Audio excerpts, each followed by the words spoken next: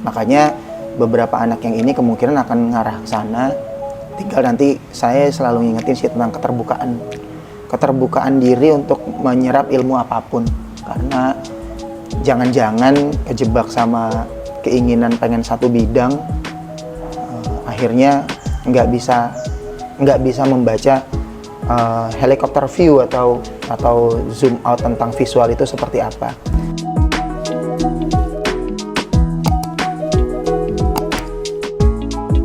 Dan nggak apa-apa juga kalau mau seperti itu, karena prinsipnya guru-guru kalian pun tadinya RPL, kan guru RPL pasti pemrograman, tapi ternyata hari ini guru-guru didampingin sama komunitas punya satu studio dan bidangnya visual. Tapi nyambung nggak berarti harusnya? Kan harus, sepertinya tidak, padahal tetap nyambung. Karena kenapa nyambung? Karena toh kalian sadar satu semester kalian waktu kelas 10 kalian ada visual kan, ada belajar desain kan, itu sebenarnya bisa. Nah, guru-guru kalian 2 tahun kemarin itu terakhir ya memang ikutan belajar bagaimana cara mendampingi teman-teman semua. Nanti Pak Titom sama teman-teman cerita juga bahwa secara teknis atau operasional bisa dicari celahnya dimanapun, tapi tetap personalnya, manusianya yang mau dijadiin pemilik studio atau pemilik project. Karena kalau cuma fokus cuma satu bidang, ketika diajak ke bidang tertentu harus punya keleluasaan buat membuka diri untuk belajar hal baru. Kalau mentornya yang nentuin, tapi kalau dia yang nentuin sendiri kan berarti sebenarnya dia belum tenang untuk belajar. Itu dariku pembukaannya.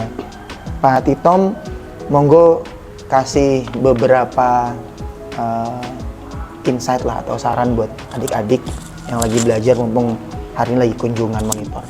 Tunggu tayangannya Om Ili juga. Buat tayangan Om Ili. Oke, selamat pagi teman-teman semuanya. Selamat pagi. Ya, untuk kalian yang baru mulai magang di sini, aku sedikit cerita sih. Waktu dulu guru-guru RPL ada 4 orang yang memang magang seperti kalian. Di antaranya aku, Bu Lala, Bu Uli, sama satu lagi Pak Imam. Nah, itu kemarin sekitar 2 tahun yang lalu bener ya. Itu kita awal belajar di sini itu memang kita basicnya guru di RPL. Cuman kita waktu belajar ke sini lebih ke ngenolin lagi sih mau belajar apa gitu, kita dinolkan dulu, kemudian nanti biar dapat isi yang baru. Kalau kita di RPL dulu kan, khususnya aku itu ngajarin di pemrograman, selalu di pemrograman. Nah, sedangkan waktu magang ke sini dapat ilmunya visual. Itu mulai dari teknis juga, dari awal gambar gimana, tracing gimana, terus sampai yang magang pertama itu sampai kita bikin aset untuk microstock. Mungkin kalian beberapa ada yang tahu juga microstock ya. Itu pintu awal memang dulu belajarnya untuk desain microstock. Kemudian habis belajar kita jalanin teknisnya selama kurang lebih 6 bulan. Itu kita ngerjain tiap hari, ada timeline juga dari Mas Isal, dari mentor-mentor yang lain juga. Kita ngerjain tiap hari buat aset, sampai ke upload juga, sampai di bulan ke-6 itu ya kita ngerjain aja, nggak berharap apa-apa. Kita nggak, ini bakal dapat apa sih gitu, enggak. Karena kita sifatnya manut dulu ke mentor. Sampai ke bulan ke-6 atau kalau nggak ke-7, aku lupa detailnya. Itu kita mulai ada kas nih, kemudian baru disisihkan sebagian kas itu untuk istilahnya apa, uang saku ya tetepannya, uang saku untuk kita guru-guru berempat ini yang ngerjain teknis itu. Kemudian sampai lanjut, sampai kita lewatin 1 tahun. Selama 1 tahun berjalan itu ya naik turun kita. Di dunia market kan nggak selamanya kita dapat, terus kadang marketnya tinggi, kadang marketnya juga sepi gitu, kita ngerasain. Kadang ngerasain juga pas tinggi-tingginya panen banget memang. Terus setelah kita jalan setahun, kita langsung magang kedua itu kita ada peminatan sih. Yang tadinya kan awal desain semua, kita berempat ke Microstock semua, kemudian di tahun kedua, jalan tahun kedua itu ada peminatan, ada 2 peminatan dulu. Yang pertama presentasi, sama yang kedua ilustrasi. Aku sama Bu Lala itu kebetulan dapat yang presentasi. Jadi belajar hal baru lagi, yang dulu awalnya ngedesain pakai AI gitu ya, gambar pakai AI, kemudian di tahun kedua dapat tantangan baru untuk masuk ke presentasi. Di presentasi lebih ke layouting gitu sih, jadi nggak gambar teknis banget dari awal gitu, tapi layouting sama belajar bahasa juga, karena kan konten-konten di presentasi kebanyakan bahasa Inggris dan kita harus tahu itu kontennya apa, terus menyesuaikan juga sama desainnya. Itu sih yang paling susah dulu, memasuki ruang sulit baru lagi di tahun kedua itu dengan belajar presentasi. Nah kemudian yang Pak Imam sama Bu Uli naik level ke ilustrasi, yang tadinya awalnya di desain, kemudian di tahun kedua belajar tentang ilustrasi. Itu juga tantangan baru juga untuk Bu Uli sama Pak Imam. Kemudian jalan sekitar 6 bulan lagi, 1 semester jalan teknis tentang itu. Kemudian kita mulai dapat dampingin anak magang yang kelas 3 dulu. Kebetulan makanya di sekolah, masih di sekolah ya, dulu ada beberapa anak itu yang memang makanya di sekolah. Dan sampai sekarang punya tempat juga, kita bisa sewa rumah di Omah Joglo. Kalau mungkin beberapa dari kalian sudah ada yang tahu atau mungkin belum juga, itu di dekat sekolah di Cabean ya, di Omah Joglo. Nanti bisa ada Instagramnya juga sih, bisa dicek di Instagramnya Omah Joglo ya.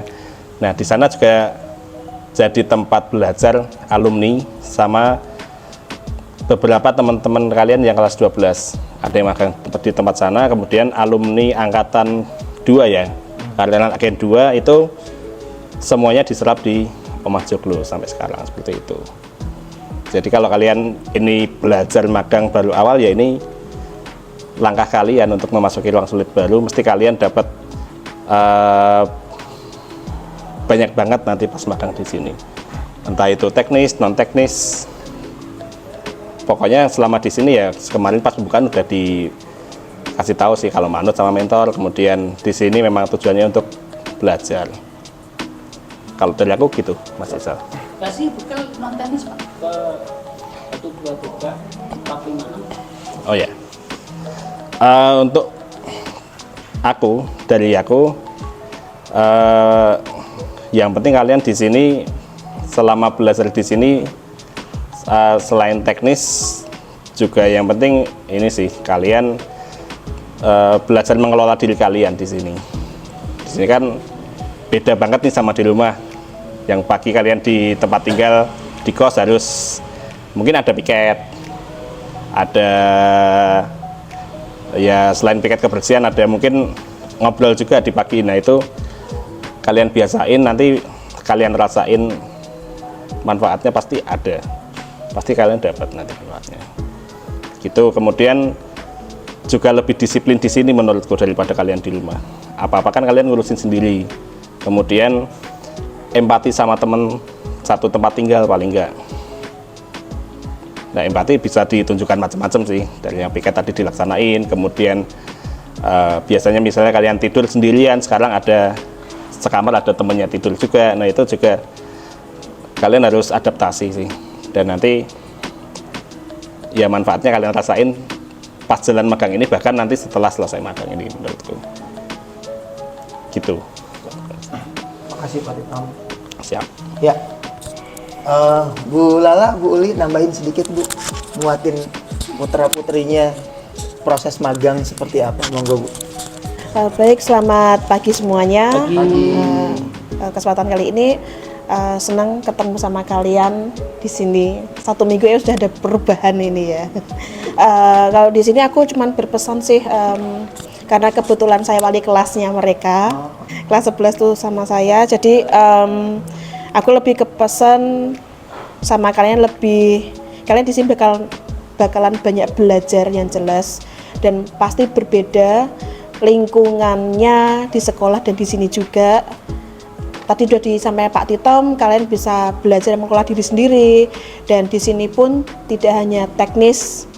Kemarin ada yang sempat curhat sama saya harusnya ilustrasi berpindah ke videografi. Aku udah menginformasikan tidak hanya di sini saja batas ilmu, malah harusnya kalian bersyukur karena kalian diajak untuk mendapatkan ilmu yang baru, tantangan baru itu malah sangat berharga banget gitu loh. Itu kesempatan emas buat kalian untuk mencoba hal-hal baru. Jadinya yang penting kalian seperti pasalnya dari awal, kalau kalian manut sama mentor, apapun yang dikatakan mentor kalian iya, dan memang itu pasti baik untuk kalian, seperti itu. Jadi selain belajar teknis, non teknisnya selalu jaga diri, tambah mandiri itu jelas ya, karena kalian jauh dari orang tua juga.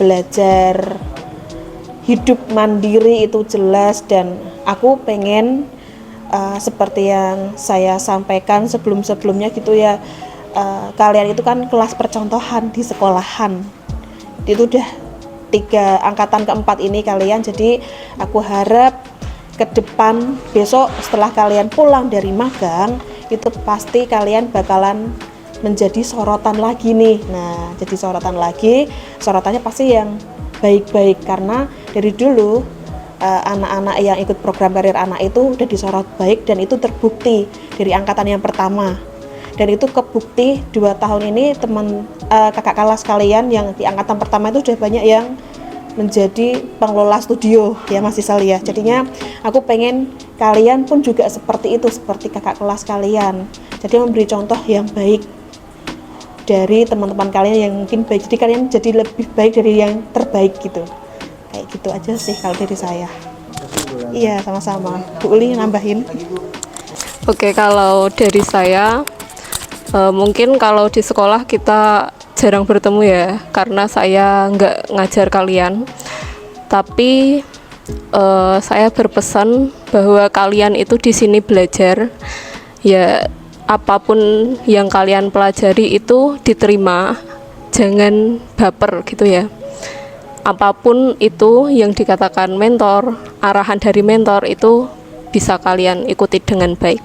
Kemudian jaga diri baik-baik, adabnya yang utama. Kalau skill itu bisa dipelajari sendiri, tapi kalau adab itu harus dibiasakan mulai dari sekarang gitu ya. Itu aja sih. Yeah. Siap, terima kasih ibu-ibu Uli, Mbak Lala, Mas Tom, terima kasih. Ini Cah, ini nggone tayangannya pemilik ya Kak ya. Minta izin Cah, semangat Cah. Wes, pokoknya iki ketemu Cah nom-nom keren iki. Sedulur-sedulur nom. Ya aku nambahin iki wae, menguatkan forum ini. Nanti kita bisa lanjut berikutnya, tapi untuk nyelesain tayanganku, ini tangguh kesempatanku juga. Intinya ini apa yang disampaikan, menguatkan apa yang disampaikan Bu Uli mau ya, karo Bu Lala, karo Pak Titom mau, berapa sih catatannya banyak kalau kita bedah satu-satu banyak, tapi aku menandai dari yang pertama soal kebiasaan wae. Nah, nek dari ceritamu tadi toh Agus, terus Kevin karo Rizky tadi itu sekilas banget itu, baru saya tangkap sekilas itu. Maaf ya, dimaafkan ya. Kalau dirimu itu kan, dan ini memang benar karena diri SMK negeri, dan kemudian memang orang-orang yang masuk ke situ kan relatif dalam tanda kutip masyarakat kelas menengah bawah. Aku mau jujur aja, aku nggak mau basa-basi. Maka dari ceritamu itu, dari mulai Agus itu salah satunya dari ibunya pembantu rumah tangga, bahkan sudah tidak punya bapak itu adalah cerminan masyarakat kita sebenarnya. Nah kalau Rizky adalah bapaknya sopir gitu, itu cerminan masyarakat kita. Makanya poe siji loro telu papat lima enam ki, kebanyakan masyarakat kita memang dalam keadaan masih kurang beruntung dari sisi finansial. Nah problemnya apa? Problemnya pasti karena persoalan kebiasaan. Kasarnya ngene, nganggo kasih barangnya semua ya. kenapa hidup kita miskin?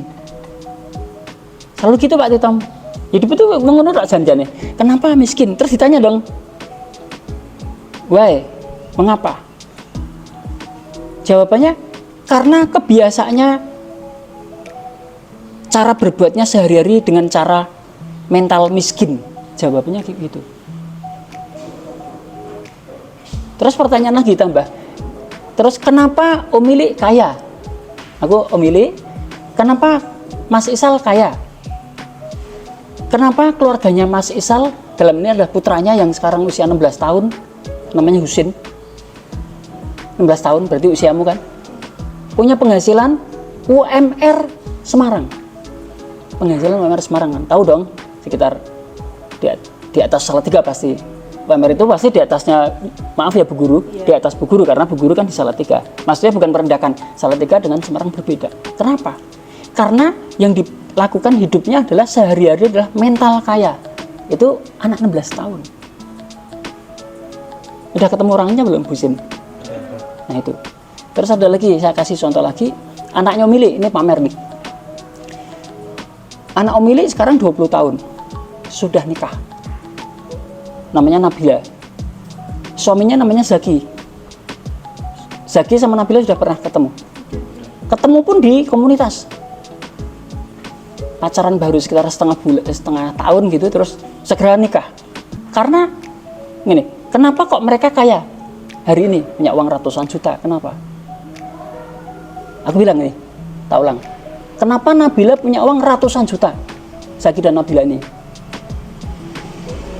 Jawabannya sama. Karena apapun yang dilakukan, mentalnya adalah kaya dan akhirnya menghasilkan ratusan juta. Nah, itu semua yang disebut kebiasaan dimulai dari cara berpikir dulu. Kebiasaan itu dimulai dari cara berpikirnya dulu. Namanya apa? Nek bahasa Inggris sih, Bu Lala. Bahasa Inggris sih mikirnya apa? Main itu apa lagi? Think boleh. Aku pertama pakai nama think. Think itu depannya pakai huruf apa? T. Tapi think itu cukup nggak untuk bisa menjadi kaya? Nggak cukup, karena harus melakukan kan, baru dipikir. Nah, ulang ya, dipikir dulu. Kemudian kan mau dieksekusi di sana. Hati-hati loh, jangan dipikir langsung dilakukan loh. Nah, sekarang antara dipikir dan dilakukan, namanya think. Kalau dilakukan namanya apa? Kamu bernam, bahasa Inggrisnya apa? Melakukan. Nah, pinter tuh Rizky. Duit. Berarti duit depannya D. T, D. Ini belajarnya gitu aja, gampang. Think, D. Kamu pakai kata lain boleh, misalkan action, melakukan. A, boleh. Tapi D ya. T, D. Nah, sekarang cari. Sebelum dilakukan, kamu mikir dulu. Coba kasih ya kamu, sebelum melakukan itu diapain? Sudah dipikir nih.